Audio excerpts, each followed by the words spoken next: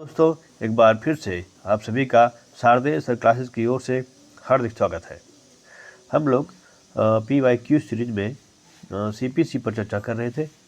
उसी क्रम में आज फिर से उपस्थित हूँ मैं काली शंकर शारदेय। शुरू करते हैं आज की चर्चा। हर वाद उस निम्नतम श्रेणी के न्यायालय में संस्थित किया जाएगा जो उसका विचारण करने में सक्षम है। यह प्रावधान संबंध रखता है क्षेत्रीय अधिकारिता से, धन संबंधी अधिकारिता से, दोनों A और B से, विषय वस्तु के संबंध में अधिकारिता से। UPCJ 2016 में पूछा गया है इसे। उत्तर है C आपसे, यानी कि A और B दोनों, क्षेत्रीय अधिकारिता और धन संबंधी अधिकारिता दोनों से। सिविल प्रक्रिया संहिता की धारा 15 के अंतर्गत सभी वाद दायर किए जाएंगे जिला न्यायालय में, निम्नतम श्रेणी के न्यायालय में, उच्चतम श्रेणी के न्यायालय में, उपरोक्त सभी में। उत्तराखंड CJ प्री परीक्षा 2009 में पूछा गया है। B ऑप्शन उत्तर है, निम्नतम श्रेणी के न्यायालय में। अचल संपत्ति से संबंधित वाद स्थानीय क्षेत्राधिकार रखने वाले उस न्यायालय में दायर किए जा सकते हैं जहां प्रतिवादी अपना व्यवसाय करता है, जहां प्रतिवादी निवास करता है, जहां वह संपत्ति स्थित है। उपरोक्त में से कोई नहीं।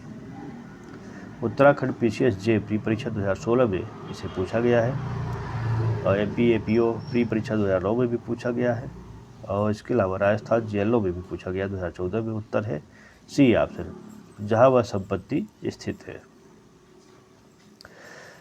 निम्नलिखित में से कौन स्थावर संपत्ति संबंधी वाद नहीं है? ऑप्शन है स्थावर संपत्ति के प्रत्युद्धरण के लिए वाद, स्थावर संपत्ति के विभाजन का वाद, बंधकग्रस्त संपत्ति के मोचन का वाद, स्थावर संपत्ति से संबंधित भाटक का वाद। उत्तराखंड CJ 2002 में पूछा गया है। उत्तर है D ऑप्शन, यानी कि स्थावर संपत्ति से संबंधित भाटक का वाद। स्थावर संपत्ति के बंटवारे के लिए वाद कहाँ संस्थित होगा? ऑप्शन है जहाँ संबंधित वस्तु या संपत्ति स्थित है, जहाँ प्रतिवादी वास्तव में और स्वेच्छा से निवास करता है, जहाँ प्रतिवादी कारोबार करता है, जहाँ प्रतिवादी अभिलाभ के लिए काम करता है। MPCJ 2012। उत्तर है A, यानी कि जहाँ संबंधित वस्तु या संपत्ति स्थित है। आगे देखते हैं। जहाँ न्यायालय की अधिकारिता की स्थानीय सीमाएं निश्चित हैं, वहाँ वाद संस्थित करने का स्थान सिविल प्रक्रिया संहिता की किस धारा द्वारा निर्धारित होगा? ऑप्शंस धारा 17, धारा 18, धारा 19, धारा 20। UPCJ 2003 और 2016 में पीछे पूछा गया है।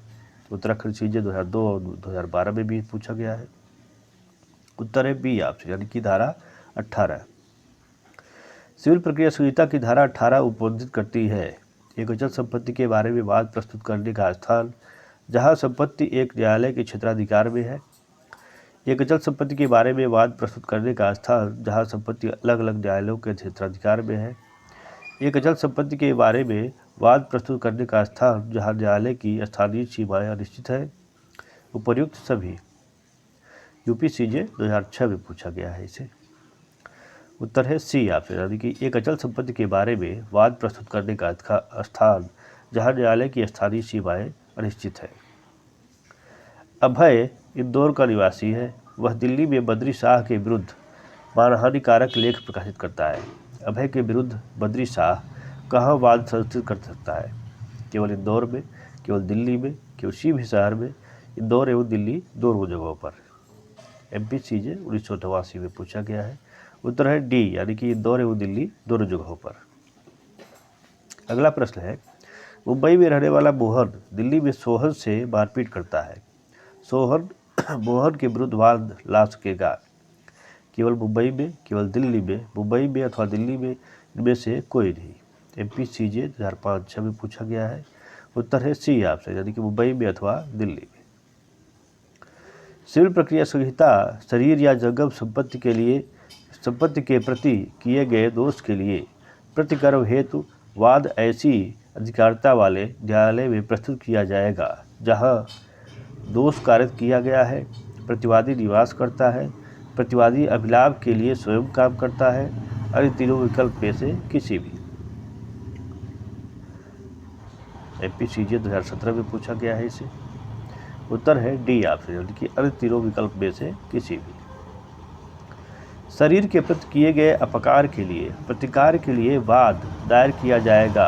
जहां प्रतिवादी निवास करता है, प्रतिवादी कारोबार करता है, अभिलाप के लिए स्वयं कार्य करता है, किसी भी उपरोक्त न्यायालय में वादी के विकल्प पर। राजस्थान जेलो 2014 में पूछा गया है। उत्तर है डी, किसी भी उपरोक्त न्यायालय में वादी के विकल्प पर। अगला प्रश्न है, जहां तक सिविल प्रक्रिया संहिता 1908 की धारा 20 का संबंध है, निम्न में से कौन सा कथन सही है? ए ऑप्शन है, वाद को उस निम्नतम श्रेणी के न्यायालय में संस्थित किया जाना चाहिए जहां जो उसका विचारण करने में सक्षम हो। बी ऑप्शन, वाद उस न्यायालय में संस्थित किया जाएगा जिसकी स्थानीय सीमाओं के क्षेत्राधिकार में प्रतिवादी वास्तविक और स्वैच्छिक रूप से निवास करता है या कारोबार करता है या अभिलाप के लिए स्वयं काम करता है।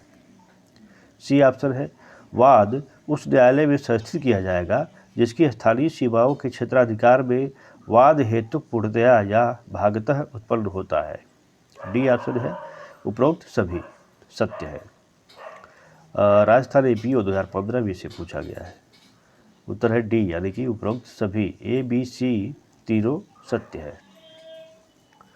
सिविल प्रक्रिया संहिता की धारा 20 लागू नहीं होती है मध्यस्थम कार्यवाहियों में, सिविल कार्यवाहियों में, ए और बी दोनों में, न तो ए या न ही बी में। झारखंड सीजेट प्री परीक्षा 2015 में से पूछा गया है।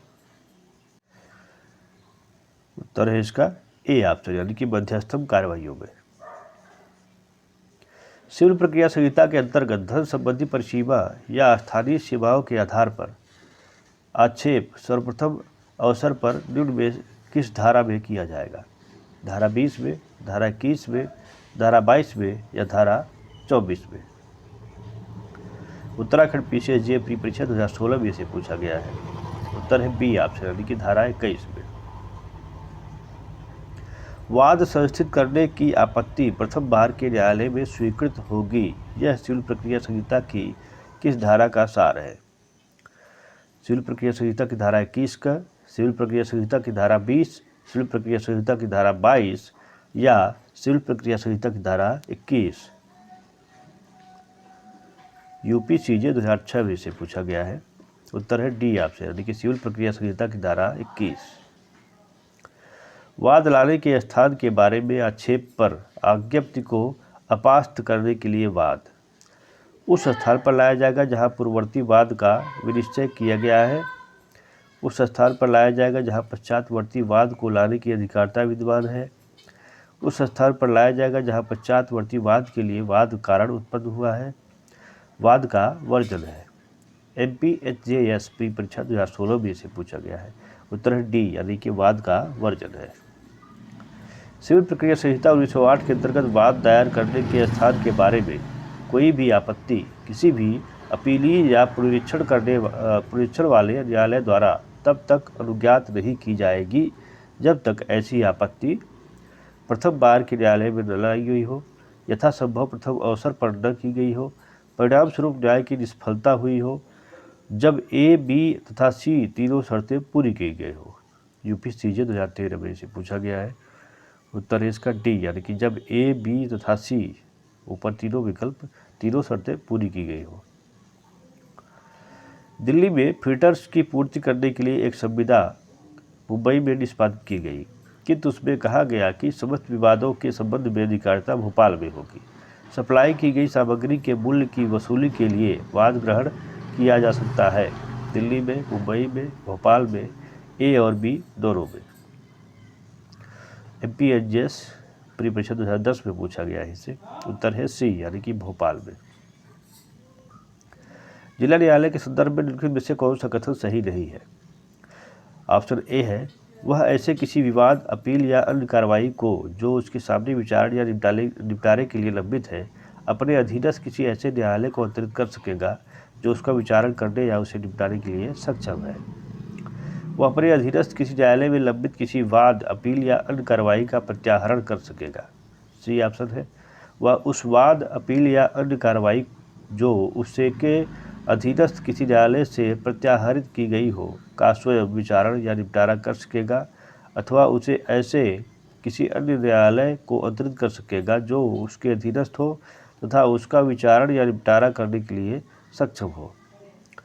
वह उस वाद अपील या अन्य कार्रवाई को उसी न्यायालय को पुनः अंतरित नहीं कर सकेगा जिसका प्रत्याहरण किया गया था। MPCJ 2002 में से पूछा गया है। उत्तर है डी, यानी कि वह उस वाद अपील या अन्य कार्रवाई को उसी न्यायालय को पुनः अंतरित नहीं कर सकेगा जिसका प्रत्याहरण किया गया था। पूछा गया है कौन सा कथन सही नहीं है, तो डी सही नहीं है, बाकी ABC तीनों सही है। CPC के अंतर्गत निम्नलिखित में से कौन सा आदेश अपीलीय नहीं है? धारा 24 के अधीन आदेश, धारा 95 के अधीन आदेश, धारा 40 नियम 1 के अधीन आदेश, आदेश 11 नियम 21 के अधीन आदेश। राजस्थान जेएलओ 2014 में पूछा गया इसे। उत्तर है ए ऑप्शन, यानी कि धारा 24 के अधीन आदेश। मुकदमे या कार्रवाई का एक राज्य से अन्य राज्य में स्थानांतरण किसके आदेश द्वारा किया जा सकता है? केंद्र सरकार, उच्चतम न्यायालय, उच्च न्यायालय, संसद। छत्तीसगढ़ CJ 2016 में पूछा गया है। उत्तर है बी ऑप्शन, यानी कि उच्चतम न्यायालय। दीवानी प्रक्रिया संहिता की धारा 25 निम्नलिखित में से किसका प्रावधान करती है?